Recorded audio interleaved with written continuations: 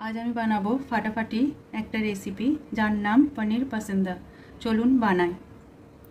रुचिस लाइफस्टाइले आमार प्रिय दर्शकदेर अनेक अनेक स्वागत। आज आमी बानाबो पनीर पसंदा।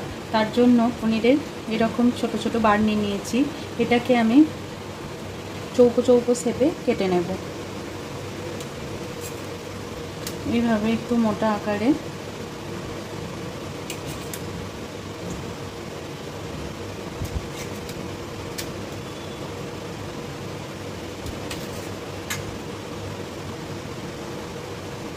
चौको चौको शेपे केटे निलाम। एबार एर मध्य किछुटा आमी एर पुर बानाबार जोन्नो आमी यूज करब। पसंदा जेहेतु पुर भरा हय ओई जोन्नो आमी एखाने किछुटा पनीरेर टुकरो निये नियेछि। एटाके आमी प्रथमे एकटु स्मैश करे नेब।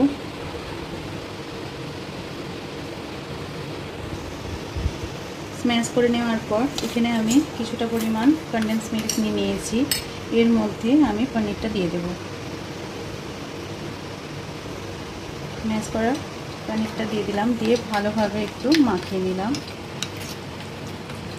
एबार एर मध्य परिमाण मतो देबो गोलमरिच गुঁড়ো, अल्प आदा कुचि दिए दिलाम और अल्प दिए देब धने पाता कुचि दिए भालोभाबे एकटु माखिए नेब।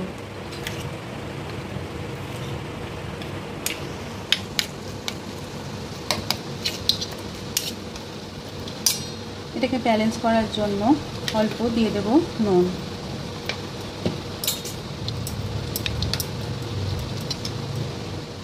अवशेषे এই পুরের মধ্যে দিয়ে দেব কিছুটা ড্রাই ফ্রুট কুচি। এতে কাজু আর কিশমিশ আমি কুচিয়ে রেখেছি। এটা পুরোটা দিয়ে দিলাম।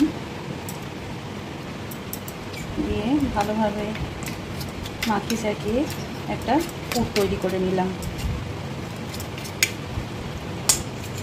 এবার আমি पनीर पसंदा तैरी करार जोन्नो এইভাবে একটু মাঝখানে চিল লাগিয়ে নেব ধীরে ধীরে, যাতে ভেতরে পুরটা পড়া যায়। এইভাবে প্রত্যেকটা পনিরকে আমি কাট লাগিয়ে নেব। এইভাবে পনিরগুলো আমি হাফ কাট লাগিয়ে নিয়েছি। এবার এর মধ্যে আমি পুরটা ভরে নেব। এইভাবে ধীরে ধীরে পনিরের পুরগুলো আমি পনিরটার মধ্যে ভরে নিলাম। এইভাবে প্রত্যেকটা পনিরকে আমি স্টাফ করে নেব। এখানে প্রত্যেকটা পনিরের পিসকে আমি পুর ভরে নিয়েছি। এবার পসিন্দার যে ব্যাটারটা হয় তার জন্য আমি এখানে 2 চামচ বড় চামচে 2 চামচ ময়দা আর 2 চামচ কর্নফ্লাওয়ার নিয়েছি আর একটুখানি খাবার সোডা নিয়ে নিয়েছি। আর এর মধ্যে দিয়ে দেব পরিমাণ মতো নুন। এই ব্যাটারের মধ্যে দিয়ে দেব পরিমাণ মতো গোলমরিচ গুঁড়ো আর দিয়ে দেব অল্প আদা কুচি। দিয়ে ভালোভাবে একটু মিশিয়ে নেব।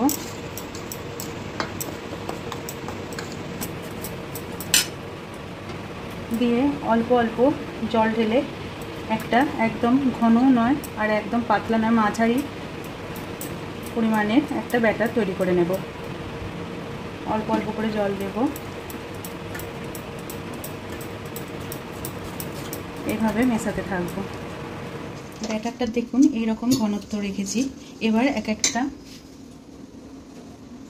পনিরকে আমি এইভাবে ব্যাটারের মধ্যে ডুবিয়ে নেব। আর কড়াতে আমি সাদা তেল গরম করে রেখেছি। গরম হয়ে গেলে এইভাবে ছেড়ে দেব।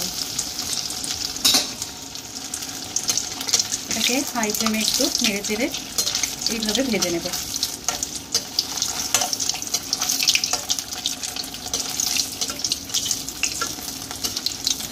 এইভাবে প্রত্যেকটা পনিরের পিসকে আমি ভেজে নেব।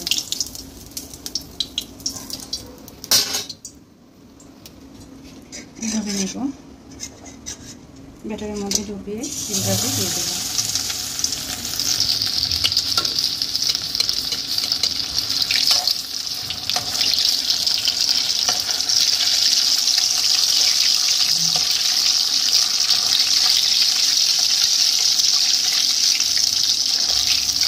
পিসকে এইভাবে সাবধানে ভেজে নিতে হবে। একটু ফ্লেমকে জোরে রেখে আমি এইভাবে প্রত্যেকটা পনিরকে ভেজে নেব। এটাকে স্টার্টার হিসাবেও খাওয়া যায়। দেখুন কতটা সুন্দর হয়েছে। পনিরগুলো দেখুন কোট করে আমি ভেজে নিয়েছি। এটা স্টার্টার হিসাবেও খাওয়া যায়, খেতে খুবই ভালো লাগে। এবার এর একটা গ্রেভি বানাবো। তার জন্য লাগছে, আমি এখানে 3টে ছোটো মতো নিয়ে নিয়েছি টমেটো, কুচি করে কেটে নিয়েছি। 2টো কাঁচা লঙ্কা নিয়েছি, আর নিয়েছি 1 টুকরো আদা, আর এখানে 2 চামচ মতো ধনে নিয়ে নিয়েছি, আর এখানে দুধে ভেজানো নিয়েছি কাজু। এবার একটা মিক্সিতে এই সমস্ত জিনিসটা আমি পেস্ট করে নেব।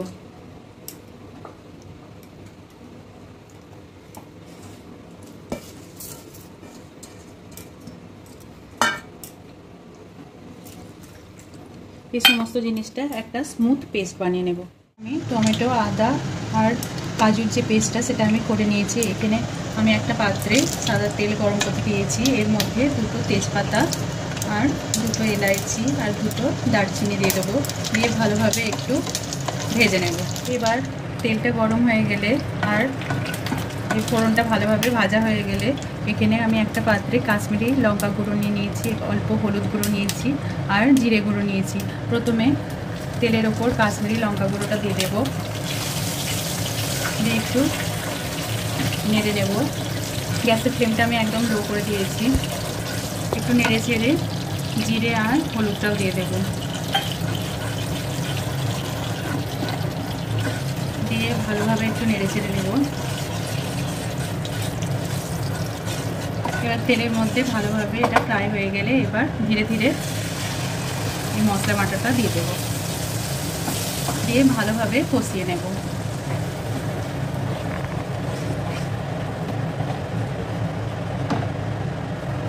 বেশ কিছুক্ষণ ধরে এটাকে ভালোভাবে ধীরে ধীরে কষে নিতে হবে। এখন গ্রেভিটা এইভাবে কষতে কষতে ওপরে লেয়ারে তেল ভেসে উঠেছে, তার মানে ভালোভাবে কষা হয়ে গেছে গ্রেভিটা। এবার এর মধ্যে অবশ্যই আমি দিয়ে দেবো পরিমাণ মতো নুন, আর দিয়ে দেবো পরিমাণ মতো অল্প ব্যালেন্স করার জন্য চিনি, দিয়ে একটু নেড়ে চেড়ে সমস্ত জিনিসটাকে এইভাবে মিশিয়ে নেব।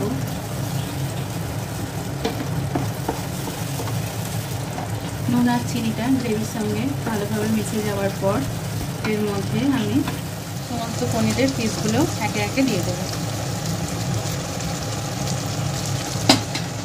দিয়ে একটু ভালোভাবে নেড়ে চেড়ে নেব।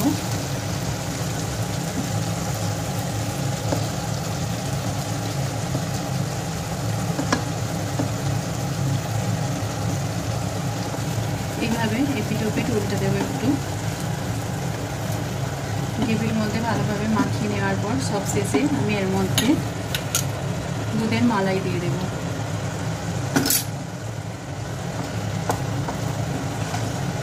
দিয়ে ভালোভাবে মিশিয়ে নেব।